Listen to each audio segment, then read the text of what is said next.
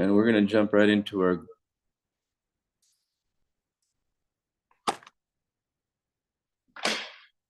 goal settings for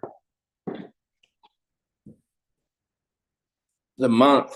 And what we're going over tolerance and failure, and that's going to be out of the laws of success. And what does it really mean for us? How do we apply it? How do we use the information that we are reading? One thing is to read something, the other is to comprehend the movement behind it.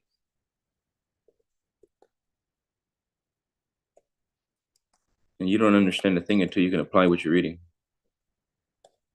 And that's one of the biggest misunderstandings in society, is that we think that we know just because we read, or we think we know because we've got the memory of it. And that's not accurate. Superior knowledge, inferior results is normally what's happening. Superior knowledge, we may have books of knowledge, you may have the memory of things, and you download it, you put it, there's different layers of the subconscious. When you only store information for the knowledge of it, that's not knowing. You don't know it. Superior knowledge, inferior results. When you take a book, or you even speak to people, or you go to listen to someone speak, you don't understand a thing until you can apply it. And it's about integrating the knowledge that you have to knowing it and turning that into wisdom, turning that into knowing. Knowing is when you can apply. You get this book, we take it, we get this 1D, we can take it and we can open it and get this 2D. And still doesn't mean you know it. When you're reading and you're going through it, you're looking at words and you may memorize the words. You can get this so down that you've got the memory of it, you could take a test. That doesn't mean that you know it. That means you know about it. These remain facts at a distance. Somebody else's facts at a distance, not yours. Education is not teaching people things, it's teaching them to behave as they would never have behaved. So when you can acquire the knowledge and then acquire the experience, you'll never understand a thing until you do it. So as you can apply what the words are telling you to do, that's when you begin to know it. You begin to understand it. Understanding is standing underneath the ideas that you're using. You understand a lot of things. You understand everything that you know today. No more. Everything that is known to you through personal experience. Everything else are facts at a distance. Different layers of the subconscious being programmed is what's happening. First layers, you can think about something. You can use the memory of something. Next layer of subconscious, you can begin to talk about it. You can speak about it. Doesn't mean you know it. You can intellectually think about the idea. The image can come to the crown. You can pick up an idea and you can flash it on the screen of the mind, third eye. It comes down on the screen of the third eye. Dog, cat, refrigerator, TV. Right now I'm accessing your subconscious. You didn't see my dog, you're seeing your dog. Dog, TV, phone, iPhone, Ferrari, the red Ferrari. How about the other one? So every time you're hearing me, we're actually retrieving files in your higher layers of memory, coding, subconscious, filtering ideas from you. They flash on the screen of the mind's eye.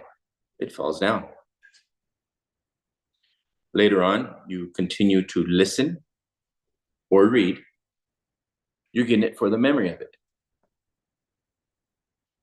You read words, you see words, you retrieve the word, you retrieve your file of the memory of it, not mine. You retrieve your file. So according to the people you were around, to the words they were using, and the application of the word or the non-application of the word is what you have. There's a lot of people's words that are hollow. They're non-entities for them. What does that mean? if I say the word Ferrari or a Lamborghini, if you receive that memory, that word with that image, but you didn't experience it, then you placed it for the memory of it in your archive, but it's hard for you to receive it. It's hard for you to be in alignment with it. So that image and that expression remains a memory code at a distance, not yours. If we went through the wave, you didn't get programmed experiencing the Lamborghini Ferrari, hearing, seeing, tasting, touching, smelling it. So that's all the way down to the root. You move past talking about it to falling in love with the Ferrari Lamborghini, to having the desire for the Lamborghini, and then to acting on your root, acting, taking action, and bringing forth the Ferrari and Lamborghini into your life. And it stays with you all the time. If you experienced that, if your family was driving that vehicle around and you saw how you experienced it, now that memory, it'll be easier for you to acquire it because you receive that memory on doing all the way to the root. That memory, you can have it. Be closer for you to have it, to acquire it. Law of vibration attraction. If it was never around you, you never saw it, taste, touch it, the further away it is from you, from experience, the harder it is for you to attract it into your life because you're not programmed to have that. So a lot of people thought that getting the memory of it is knowing. No, you're far from it. I'll give you another illustration. Baseball. Baseball was something that I learned later on. I saw it in pictures later on. Kindergarten, baseball. I was never around really sports. So later on, the normal window for programming, 0 to 3, subconscious mind is wide open. Subconscious mind is wide open. So everything that you are hearing, seeing, tasting, touching, smelling, it's easier for you to acquire it. Baseball was not around, so I learned it from a card. So I got the image of it, and I could see it, but I didn't experience it. So later on, through the years, maybe, I don't know, 7, 8, 9, 10, 12, more, played maybe a couple of times, really didn't understand it, never stood in the game, but maybe 12, 13, 14, I got to see it a little bit more, maybe it was 16 years old whenever I really partook in it. And I really didn't have any desire for it. Now, when we start to look back at things that you have desire for, you don't have desire for it. I didn't have desire for baseball because I didn't experience it during my programming ages. There was no neural connection, no neuroplasticity. It wasn't a desire. I didn't find enjoyment from it because my enjoyment of it was in a picture. So everything that you're receiving in programming that is beyond what you hear, see, taste, touch, smell, if it's what you see or hear about it at a distance, you won't desire it later on. Chances are you really don't care about it. And you think that you're thinking, but what's thinking is you're moving out of the awareness and the ideas that you had that are most strongest to you, not what you thought or heard or saw, but what you did, what you experienced. So there's different layers of programming, and depending on the family you moved into, depending on the memory you put in or was put into you, installed, and then what you got to experience, you were able to experience growing up. So this is different illustrations of the knowing and doing gap. When you don't have the experience of something and there's not an emotional impact of joy, happiness, gratefulness, later on, you don't care to do those things. I remember I've got a cousin. He grew up with his father playing baseball all the time. And his father would play baseball, was a coach. He had a lot of joy in it, a lot of experience with it. Later on, that's his desire. He desires it so much that he ends up building a career out of it. And he ends up getting placed to coach to teaching children to girls teams. Has taken them to championships national championships. Why? That's what he experienced when he was little. So he went into that to generate revenue. So here we're going into coding, programming, knowing, doing, and understanding information, words at a distance. And everything moves into the tolerance. So we're talking about tolerance, intolerance, and what is the connection, the connectivity of tolerating a thing, not tolerating a thing. And we can even move this into the negative bias. On the negative bias, if you were raised tolerating not having enough, this was what was being programmed. It was never enough, barely making it. Guess what you're going to experience? What you saw. Not just now. There's people that were very wealthy, and they never experienced that. So what they experienced was getting up at a certain time, go to bed at a certain time, creating companies or building those products, services for other people. And they downloaded that memory of the knowing doing. They saw the parents do it. They saw them talking about it. They saw the parents talking about $1 million deals. They're hearing and experiencing this other reality. And they never were exposed to lack and deficit. Whatever you're exposed to, 0 to 3, most impactful, that's what's right into your root. And that's what you, later on in life, you're going to need to work through on programming those areas.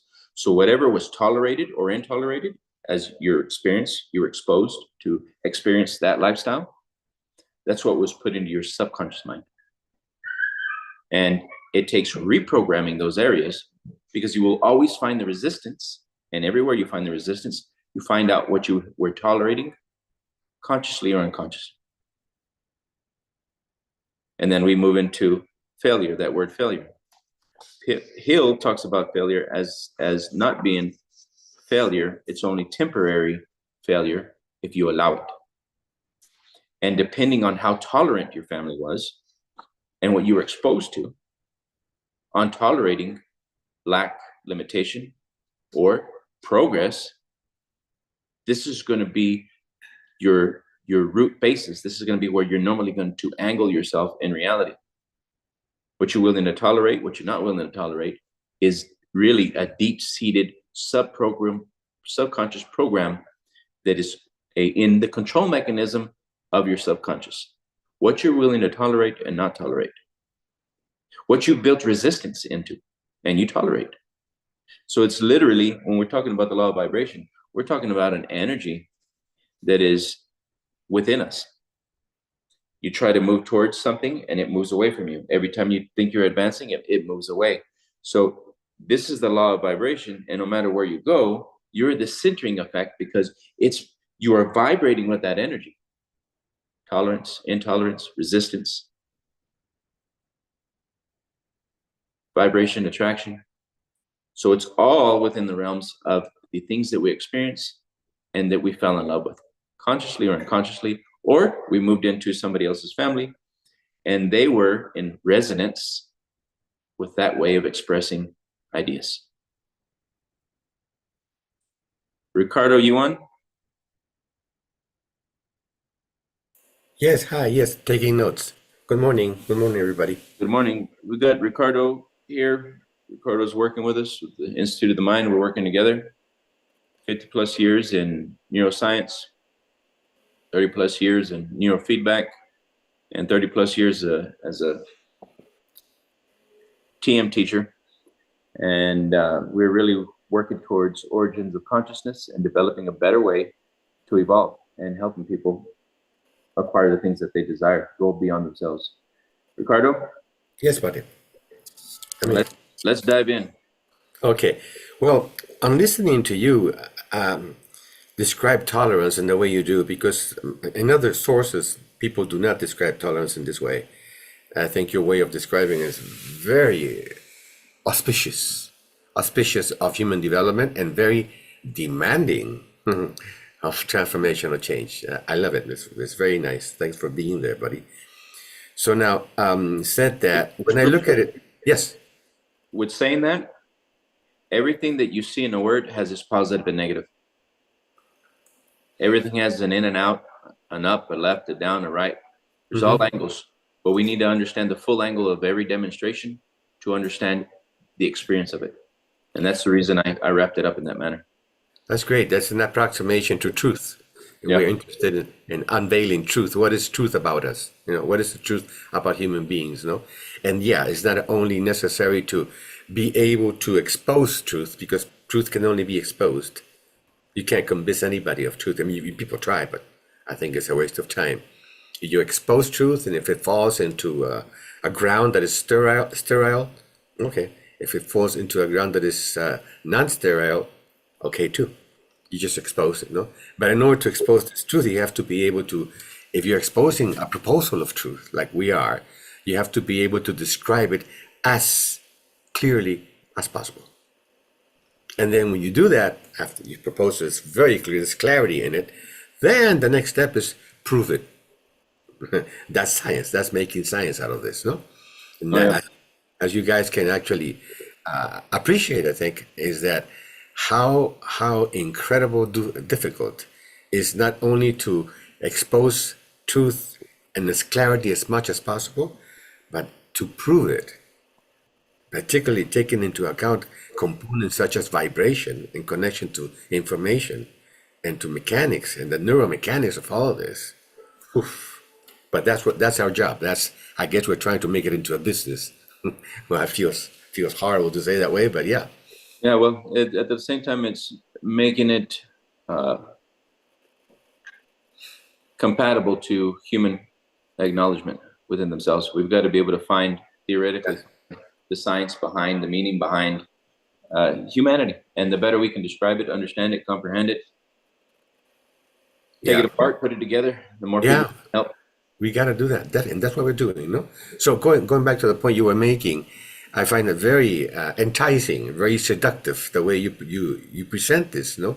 That according to the way you have been exposed during your childhood, from 0 to 21 within my framework, we talked that way in my framework, 0 to 21, you're exposed to a given reality around you, you're born into it, and then you're exposed to whatever is happening in that given reality. And you automatically will see that your environment, your daddy, your mommy, whatever people, they talk about how they solve the problems, how they present their problems, how they talk about it, what they do about it. How they tolerate it. No? How they tolerate it and didn't never expose it. They just tolerated things, right? That's also true. That's also true. The Yeah. So people who, you see, when we speak that way, I use matrices to describe things because that's the best way of integrating information. Conceptual matrices. We haven't spoken about that, but very, very important tools to understanding, to proposing what the nature of truth is in any given subject. And in this one, there's a very powerful matrix. I've called it nomica, with a K from the Greek, which is the word from where the concept of economic standards, socio-economic standards are associated with this thing called nomica. And I can't go into that right now. It will take too much time, but that's exactly what you're referring to, because you can be born in a very poor environment, very poor, or very rich, or anything in the middle, and whatever nomica, whatever level you've been born into, you're going to find people around you that are tolerating certain things, and you're exposed to that. Sure. And everybody takes for granted all of that, but it is actually programming you to repeat whatever it is you were exposed to. Yep. So the way you put it is just more like the social mechanism of what's seen publicly observable of toleration. The way I look at it is sometimes it makes me feel, the way I'm going to tell you how I look at it. It makes it feel like useless. The way I look at it. Why? Because you've said it already. I mean, you've said everything, and what is publicly observable. So what else more is there to add that which is not publicly observable at all? But what good is it to people? So I'm always wanting to find out what is the role of my work in all of this you're already doing, no? So the way I have to address this concept of tolerance is from what the brain actually does with it. What is it doing? So in the brain you have the neocortical and you have the cortex, the neocortex, and the subcortex, and tolerance has its origin subcortically. What do I mean by that? The subcortex in our brains, the subcortexes in our brain are in charge of making sure you survive. That's their job. And you survive in the beginning, just in the beginning, where there was no mind, you just survive the day that you're not eaten, that you have to eat others, avoid you being eaten. That's called instinct, no? And then intelligence is woven into that along with instinct. So instinct can only discern between two things. Either I eat or I am eaten. Either I kill or I am being killed. That's instinct. It can only discern those two things. And we have that. We have that meshed into our being. That's there. Please don't forget that. Because here, Abraham and I, we're talking about like La La Land, no? Stuff that's very abstract, no? And it seems that very, very far away from survival. It ain't at all. Okay, at all. Don't forget that. So there's something in our brain called subcortex that is in charge of regulating everything that has to do with our survival. And it begins with physical, corporal survival. What I call the three skins, which is also present in any animal. What are the three skins? Well, the first one is your food for this skin. This skin, your food. The second one is your clothing. On top of this skin is a clothing to protect you from the inclemencies of the environment, too hot, too cold, stuff like that. And then your shelter. The three skins: shelter, clothing, and food. Well, of course, along with water, no? But that is basic. And the subcortex is in charge of regulating the whole darn thing, everything. It is done automatically for us. You don't think about it until you start thinking about it. You see. But then following that has evolved. That has evolved mechanically, that has evolved physiologically, that has evolved in structures, physical structures in the brain. And it has had a chance of evolving during 3 billion years. Please mind this number. 3 billion years of experience of this subcortex of learning how to survive. So that the organism has to go into competition with the other organisms. You see, I'm going to be killed or I'm going to kill you. I'm going to eat you or you're going to eat me. That's it, basically, period. And I say, we all have that. But now what we're talking here when we talk about tolerance, okay, is based on the same thing, but it has become very sophisticated. It's been socialized. Yes. Yeah, that evolution has partaken from consciousness becoming more aware beyond the conditions and circumstances. As what we see today is the existential experience of man's ability to go beyond nature. And we have literally woven our own. We couldn't live in our environment. We're not like animals. We do not live in our environment. We have created our own environment. And that's the beauty of it. You see, during the first 21 years of age, according to my work, the ICES model, the environment will shape us. The environment, not the other components. The environment itself is shaping us constantly from 0 to 21. That's what has to do with the child detecting how parents are tolerating whatever condition they have. Okay, right. Okay. In that sense and other senses, the environment is shaping us. But after 21 years of age, we are supposed to shape the environment according to what we want. But of course, that doesn't happen. It doesn't happen because we're really not educated on how consciousness works. Correct, sir. Yes. So now we bring in the concept of consciousness. Why do we bring it in? Because it is beyond what is called in neuroscience sentience. Sentience is like, I mean, here vocabulary really, really stammers, okay? Sentience is like consciousness watered down. I have no other way of saying it right now, okay? It's very difficult because we haven't produced a vocabulary to talk about that transformation of consciousness being watered down. Unfortunately, that's the history of humanity in trying to understand ourselves. So now that we are in a period of civilization where, okay, we've established a baseline. It isn't homogeneous. It is not uniform across the world. Okay, that's true. But we have, as a average, established a baseline of a standard of living. Well, most people are not there. Most people are higher than that, or most people are lower than that. Okay, but we have established a baseline as a standard of living, which is different than the one that existed when Christ came, which is different than the one that existed when Buddha came. You see, it's a different standard of living all over the world as an average, an average, an average. There's all kinds of inconsistencies and inequities, definitely. Yeah, this darn poverty, yeah, it's there. Yeah, definitely. And that automatically conditions everything for the child. Everyone and And everything. yeah, conditions. I mean, it is really, really. I What's the want to word? bring something very subtle in that. Yeah, And go ahead. I want you to take a note on it. Okay. Let's look at Ford's desire to make a vehicle that would be global and it would be affordable for everyone to have. That was the vision. And because that was the vision, he received the idea for the assembly line, revolutionized the motor vehicle industry.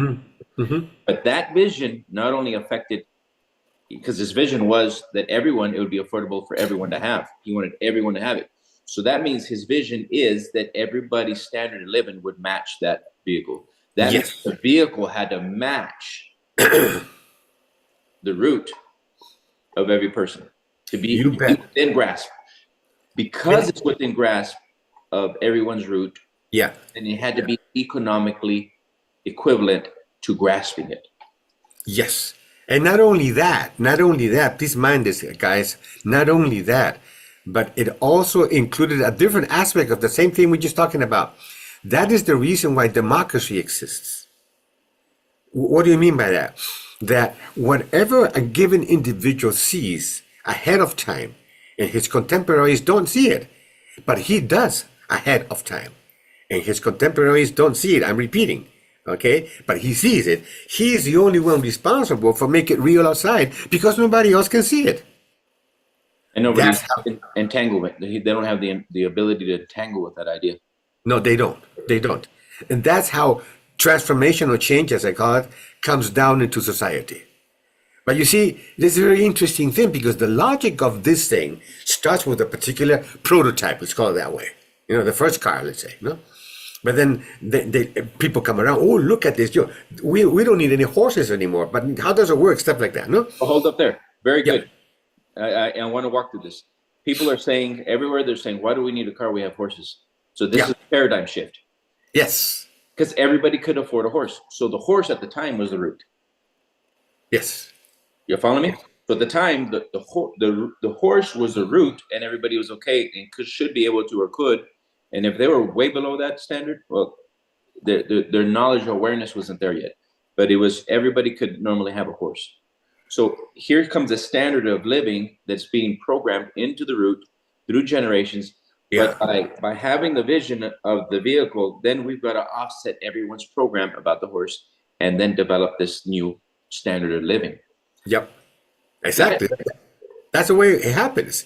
But not only at the economic, I mean, not even, because what you just described is not economy. It becomes economy. Yeah, it becomes definitely very fast. But it ain't economy in its root. You see what I'm saying? Oh, sure. It's an idea. Okay? It's just an idea. Look how powerful this thing is.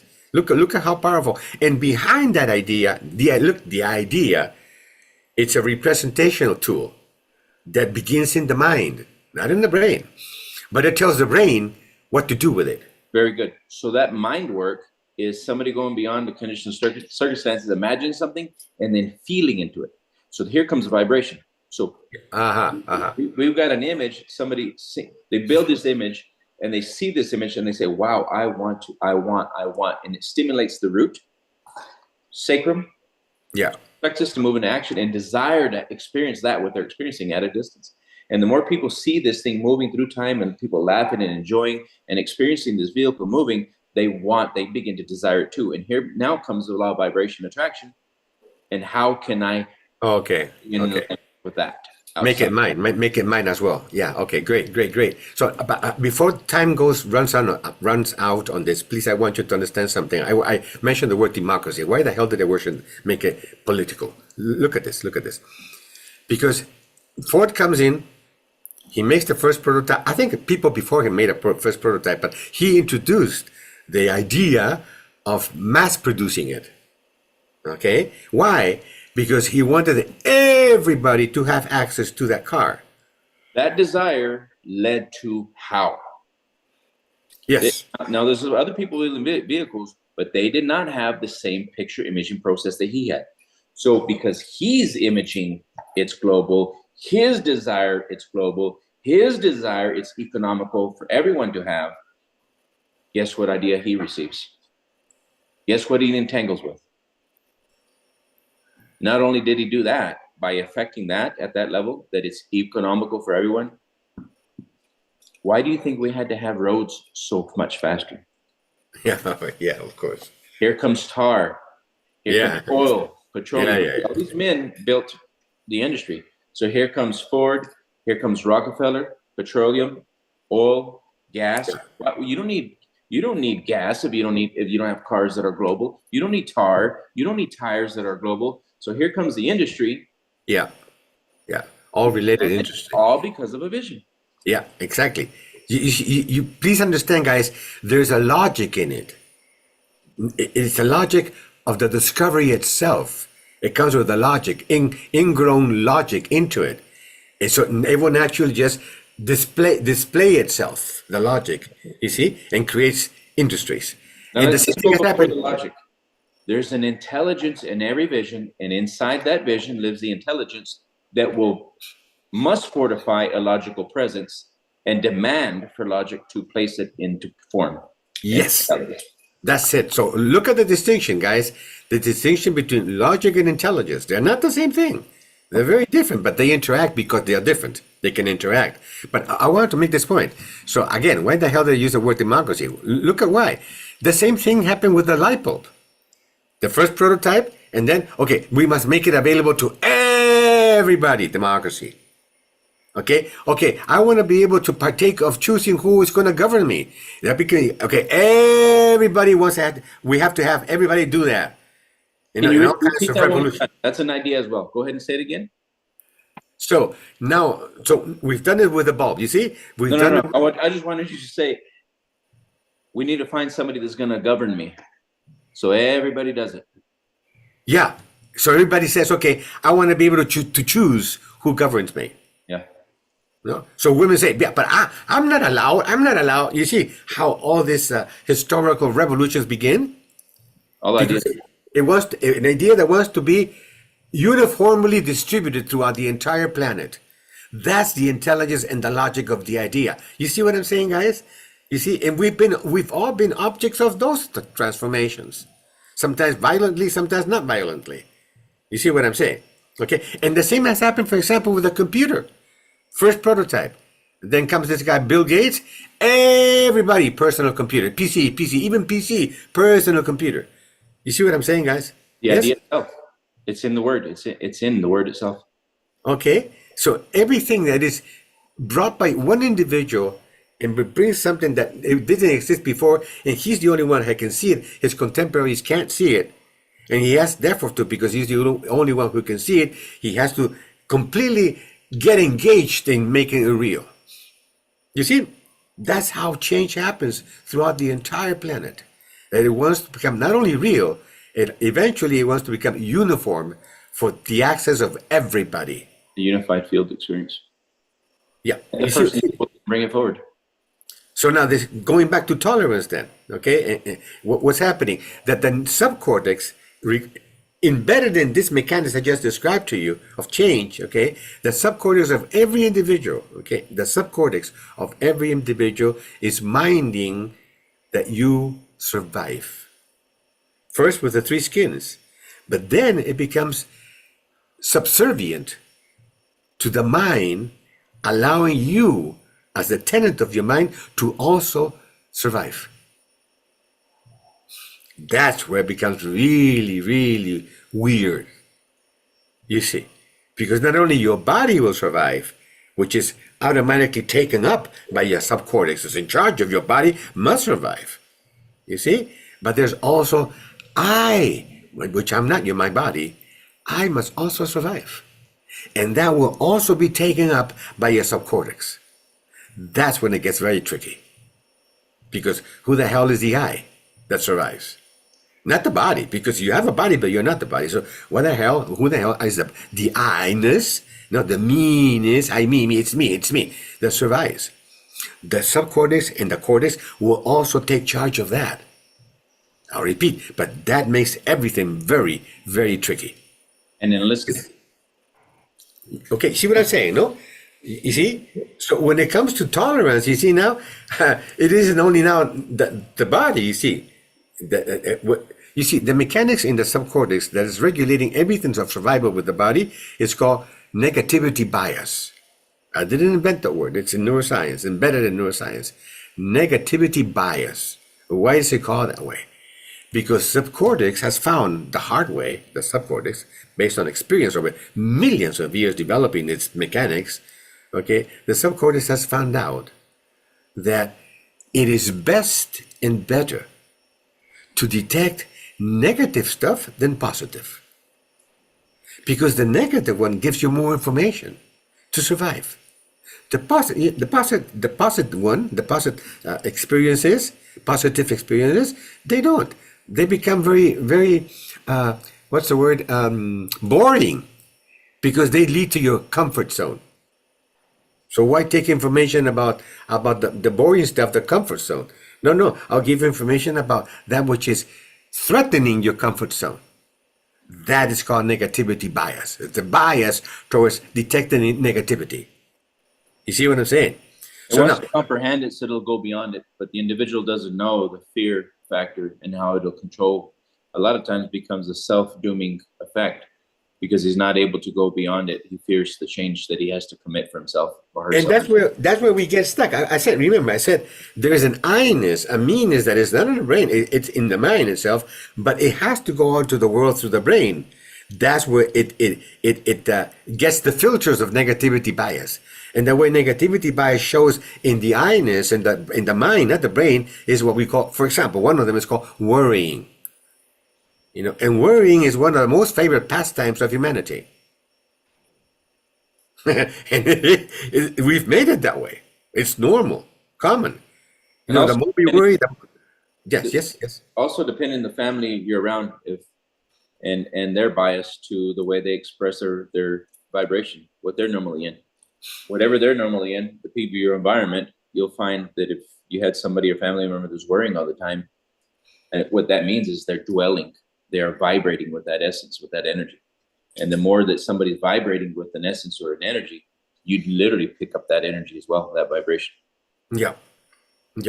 Okay. So that's underlying this concept of tolerance, now looking at it from the point of view of the service that the subcortex is giving you, as you who are not born in the brain, you're born in your mind, you're spawned in your mind. Now you have to come out into the world through your brain. Why? Because the brain is the one that is wiring the coordination, the control of 640 muscles in the body by which you say and do stuff.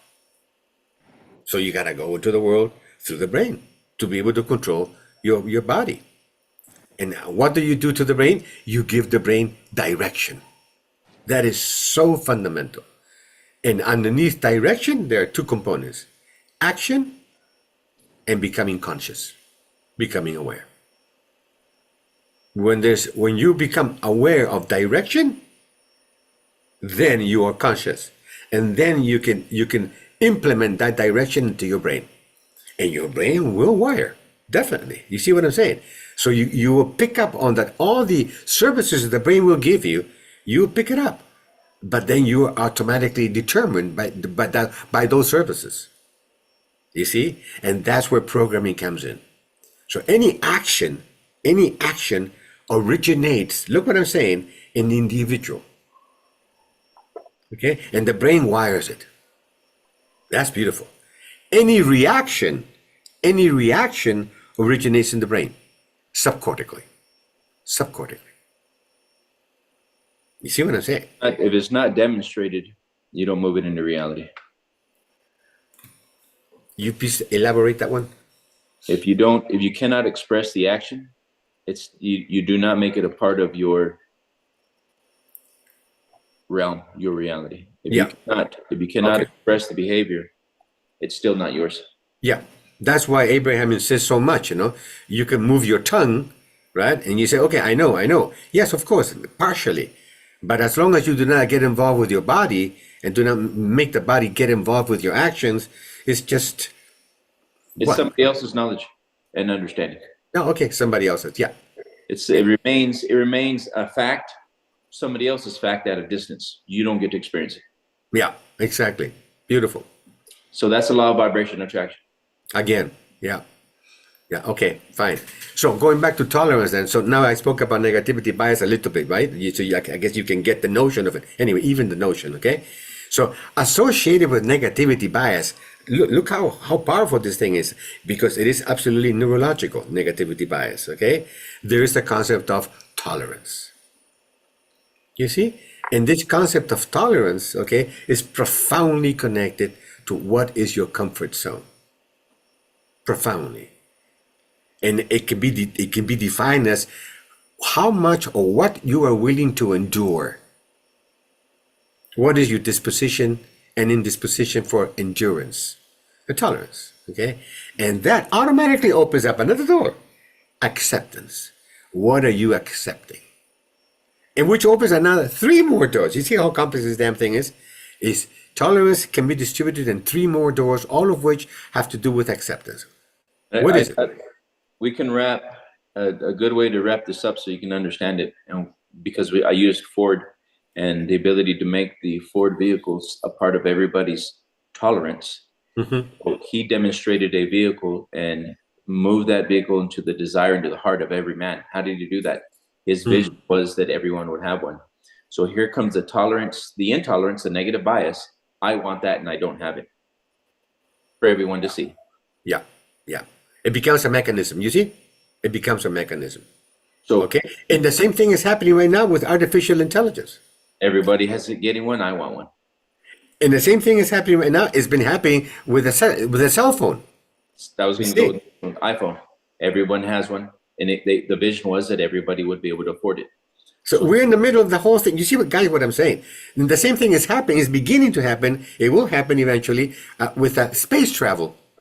Correct. Really? Really? Literally. And with space travel is, okay, I want to go live in Mars. It's happening, man, right now. Yep. That's consciousness evolving. Yes, sir. This here on these calls, what we're doing is we're breaking this information down so that you can effectively learn how to apply it. If you don't know how to apply what you're hearing, you're going to continue your biased demonstration of consciousness, your tolerance. You're not going to change your tolerance, how you tolerate things. You're not going to find the resistance in your life. You're going to continue tolerating things that you can't have because you're not aware of how or where the resistance is at. You've got to literally understand what we're teaching and understand how to apply it in your everyday life. Now, this is only half of the equation that Abraham is talking. He's talking about having, right? I have, I don't have. I want, I desire. I tolerate, I don't tolerate. Which are not the same thing. But there's another aspect of it. The one that has to do directly, not with having, but with being and becoming, which is an entire different beast, completely different. Yet the brain also is permeating itself, and the way you are, you become, definitely. Okay, so what happens there? How does this being becoming thing start? It starts inside of you, in your mind, not in your brain. But you have to go out into the world through your brain. So your beingness comes out into the brain, out into the world through what you do. And you're becoming also the same thing. You see how complex it gets. But look at this detail. This is very interesting. If you see, or you're the object of, or you see others around you when you were a child, from 0 to 21 years of it, being mistreated, look what I'm saying. The brain will take that information and learn to do one of 3 things in order to survive the mistreatment of you or somebody else. It has to survive. Okay? What does it do? The brain will learn To survive, I know to survive. The brain will learn to mistreat others in order to survive.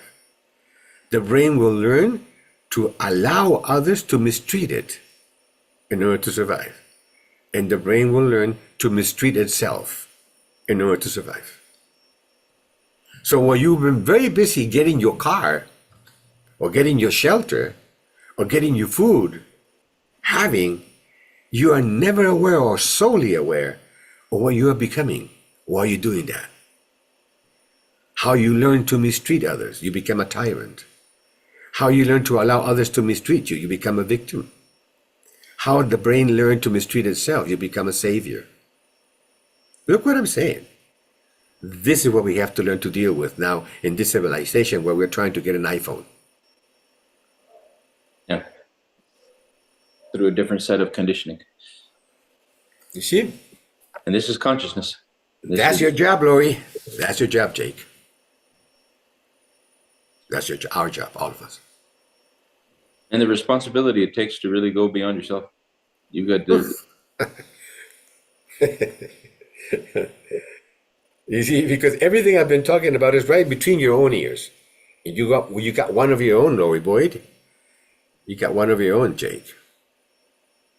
Carla. All of us have one of our own, right there. You see your responsibility? And the word responsibility is also beautiful in and of itself. It is the ability to respond. That's responsibility.